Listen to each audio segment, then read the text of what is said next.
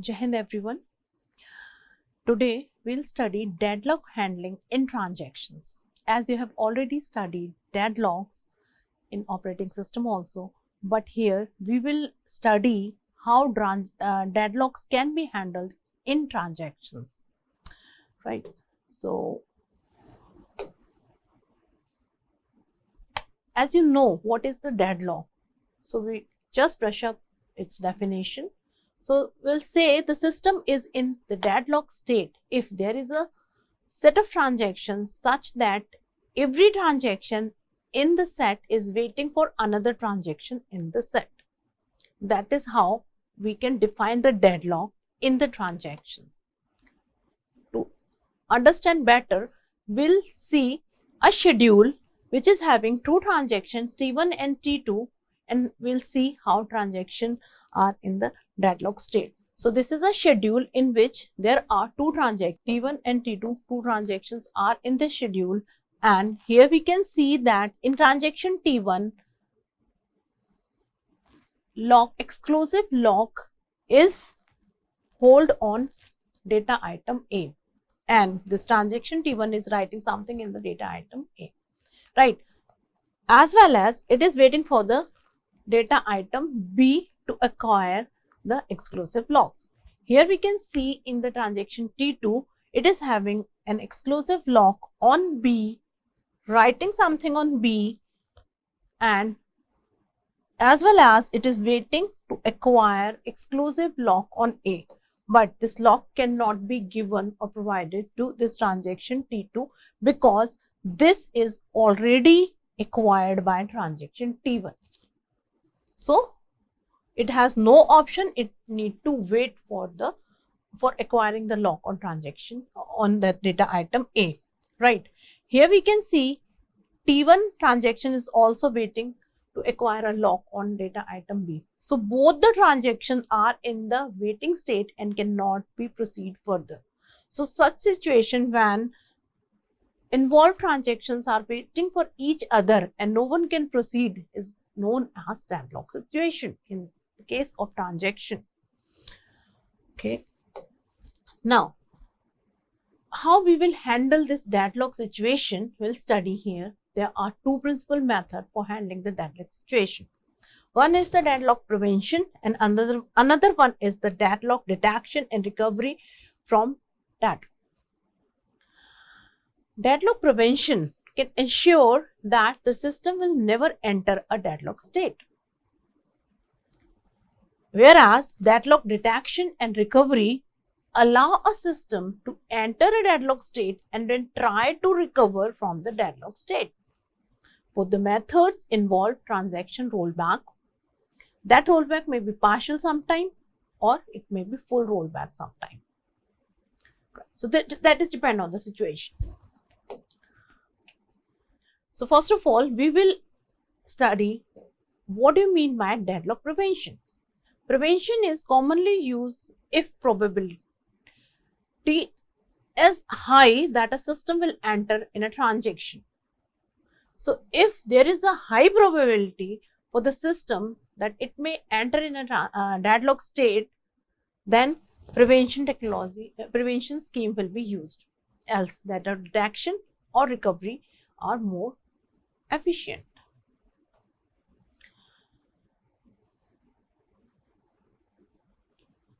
Why so? Why that deadlock prevention is only used when there is a high probability of deadlock? Because it is having its cost, right?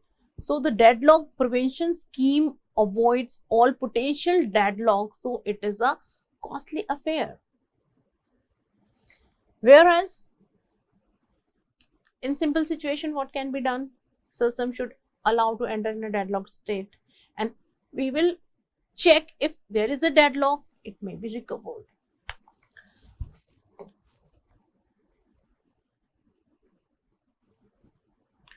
In case of deadlock prevention, care is taken to ensure that deadlock never occur. Two-phase locking, which we have studied in the previous lectures, it ensures the serializability, but it does not ensure deadlock-free situation. So we may have some prevention strategies. So the first thing, it requires that each transaction locks all the data item it requires before it begin execution. It means what? The pre-declaration. So it is good, we can have lock on each and every data item which is required during the transaction, but it is having some of the disadvantages. Why we are having these transactions, we are having these schedule to increase the concurrency. But here in this case, the disadvantage arise that the degree of concurrency will decrease considerably. So that is not acceptable at all. Right, a transaction may need a data item for a very short time period, let's suppose, and locks are acquired before starting the transaction till transaction end. So this is not the efficient use of locking system. So anyhow, many of the concurrent transaction will have inaccessibility of the data item. So these are the issues with the deadlock prevention technologies. Another one, what we can do is we can impose partial ordering of all the data items that require that a transaction can lock data items only in the order specified by a partial ordering, also known as graph-based protocols. It means what? Data items may be ordered having rank 1, 2, 3 and so on. So a transaction requiring data item, say A with the rank I and B with the rank J, whereas J is greater than I, must first request a lock for A with the lower rank, and then only it can request a lock for B with the higher rank. So all the transactions follow the same protocol, even though within a transaction the requirement of the data item may not be in the same order. So this scheme also reduces concurrency, but not to the same extent as the previous one. So this is somehow better than that. Now the another set of approaches is to decide whether to make a transaction wait or roll back. The decision is controlled by the timestamp values.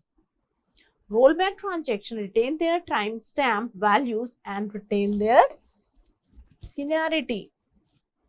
So in subsequent recurrence, they get the higher priority. So it never happens, or means it may never happen that a transaction is rolled back again and again and again due to his juniority. So anyhow, after some time, it will retain its seniority or high priority, right? So in this approach, two protocols are there. One is the wait die and another one is the bound wait. So we'll understand one by one each and every approach. So first of all, we'll understand a wait die scheme. These two schemes are very important. Try to listen and try to understand sincerely. Wait die scheme is a non-primitive scheme, means not a single resource will be taken back from any of the transaction. It means what? The non-primitive. If the requesting transaction Ti, what is the first rule? If the requesting transaction Ti is older than the transaction Tj that is holding a lock on a requested data item, the requesting transaction older is allowed to wait. What will be the situation? Ti will wait if timestamp of Ti is less than the timestamp of Tj. It means Ti is older, right? So older transaction is requesting and Tj is holding the lock on the requested data item. So the requesting transaction older is allowed to wait. It means Tj, that is the younger transaction holding the resources, but resources are not taken back. Older transaction is need to wait here. So no preemption. Okay. The second rule, if the requesting transaction is younger than the transaction that is holding a lock on the requested data item, the requesting transaction younger is rolled back. It means younger will die. So if it is the older one, it need to wait. If it is a younger one, it need to die or it need to roll back. So Ti is rolled back if the timestamp of Ti will be greater than timestamp of Tj. It means if transaction is younger, it will be rolled back. So the rollback transaction retain its old timestamp when restarted. So somehow, sometime it will become the older one. A transaction may die several times before acquiring needed data item. Obviously. Okay. So we can have a very simple example to understand the scheme wait die. Now let's say transaction T1, T2 and T3 have the timestamp 5, 10 and 15. Which one is the older one? T1. Which is the younger one? T3. Right. In these two, T1, T2, T1 is older, T2 is younger. Right. So if T1 requests the data item that is held by T2, then what will happen? Then older will wait, means T1 will wait. In another situation, if T3 requests a data item held by T2, then what will happen? T3 will roll back. T3 is the younger one and it will roll back. Now the next is the bound wait scheme. So this bound wait scheme is the primitive one. It means if the younger transaction is holding the resources will taken back from that younger transaction. So the first rule, what it is saying, if a younger transaction Ti hold a data item requested by an older transaction Tj, then the younger transaction is rolled back. It means what? Resources will be taken back from him. It is rolled back, so resources will be free and that will be taken back. Okay. So what will happen here? Ti is rolled back if timestamp of Ti is greater than timestamp of Tj. The younger transaction is bounded by the older transaction and it die. The rollback transaction retain its old timestamp when restart, obviously as previous. If a younger transaction Ti requests the data item held by an older transaction Tj, then the younger transaction is allowed to wait. So what will happen? Rollback or wait. So in the both the situation, we are having that rollback. We are again taking a very simple example to understand this bound wait scheme. Say transaction T1, T2 and T3 have timestamp 5, 10 and 15 respectively. So which one is the older one? T1, and which one is the youngest? T3. So in the first situation, what is happening? T1 requests a transaction, requests a data item held by T2 and then T2 is rolled back according to the rule. If T3 requests a data item held by T2, then T3 will wait. So this is the primitive scheme. Resources will be taken back if required, right? So in the both schemes, the older transaction never roll back. Thus, the older transaction would eventually get all the data items it needs. Thus, the problem of starvation is minimized in both the cases. There is a comparison between wait die and bound wait. In examinations, such comparison will come, right? So as we have already know that the wait die scheme is the non-primitive technique, resources will not be taken back from any of the transaction. Okay, and here it is based on the primitive technique. It means resources will be taken back if required. And the second difference is, in this, older transactions must wait for the younger one to release its data item. And whereas in the bounded wait, in this, older transaction never wait for the younger transaction. Here, the number of aborts and rollbacks higher in these techniques. In this, the number of aborts and rollbacks are lesser. So which one is the best one in comparison of both? This one is the good one. Now, deadlock detection and recovery. How we can detect a deadlock? So, for the detection of the deadlock, we need to make a wait for graph technique.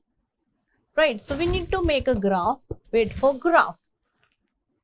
So, the symbols for wait for graph consist of vertices and edges pair. V is a set of vertices, where the vertices are the transections in the system. E is a set of edges. E is element in an ordered pair. Ti tends to Tj. So, this is a directed edge. If we say that Ti tends to Tj in the set of edges, then there is a directed edge from Ti to Tj. It means what? What it implies? It implies that Ti is waiting for Tj to release a data item. Right? When Ti requests a data item currently being held by Tj, then the edge Ti tends to Tj is inserted in the wait for graph. If data item no longer is holding by the Tj and not needed by Ti, then that edge will be removed. Right? The system is in the deadlock state if and only if there is a wait for graph and it is having a cycle. So, each transaction involved in a cycle is said to be in the deadlock state. Right? Okay. So, here again we are taking very simple example to understand, and such simple and small examples you can quote in the examination. Right? So, here in the first situation, there is a deadlock or not? There is no cycle. Here in this, T17 is waiting for T19, T18. It's okay.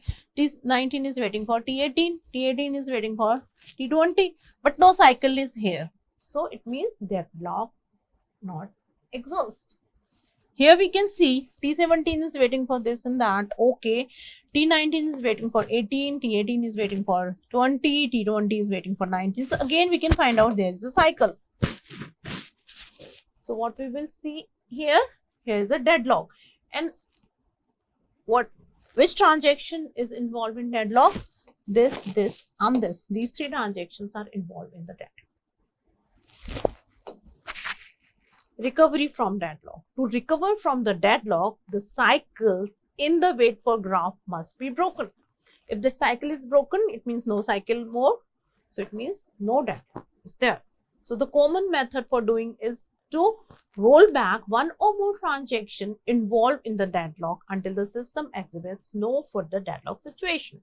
So, what we will do, we'll roll back one or more transaction as per the requirement to recover from the deadlock situation.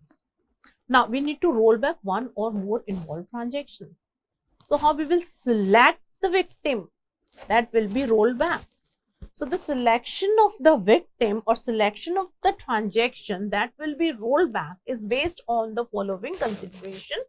So, the transaction that has incurred minimum cost in the rollback. Right? So, which transaction will select? If the will consider the progress of the transaction, right? So, it is generally preferable to roll back a transaction that has just started. So, progress is very less or nil, right? The number of data items that a transaction has modified, it means that particular transaction has done less work. So, it is generally preferable to roll back a transaction that has not modified any data item or has modified few data items. So, very less work has been done by the transaction that will be rolled back. The next consideration will be given to the amount of computing. It means what? It is generally preferable not to roll back the transaction if it has almost run to the completion. If transaction that is running to the completion will not be rolled back, possibly, right? So, the number of data items that have yet to be accessed by the transaction may be the another criteria for the rollbacking. It is preferred not to roll back a transaction if it is needed very few additional data items before completion. So that transaction will not be rolled back preferably. The number of transactions that will be involved in the rollback. So that should be less basically. If there are more transactions that are involved in the rollback, so what will be the situation? Cascading rollback, right? So we need to avoid that also. Now, once the victim has been selected, the particular transactions must be rolled back, and that rollback may be total or partial. What do you mean by partial and what do you mean by total rollback? It means what? If a transaction is partially rolled back, it means what? Transaction is rolled back on some situations where the deadlock is no more. We'll tell that is a partial rollbacking, right?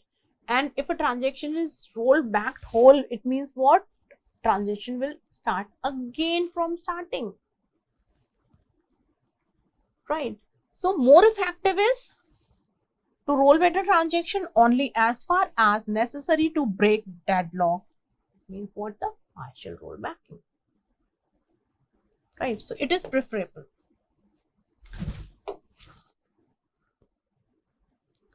Sometimes what may happen? Starvation.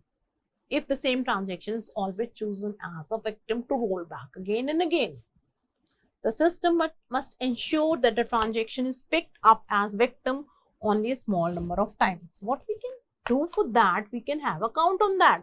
Okay, how many times it has been rolled back.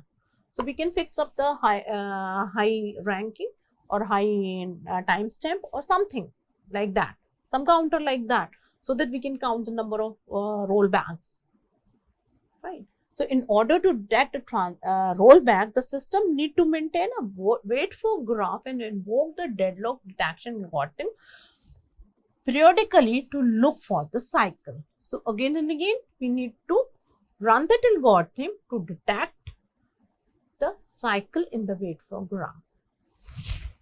This is all about the transactions. It is all about the deadlocks in the transactions. For any query, you can contact me anytime. Thank you so much.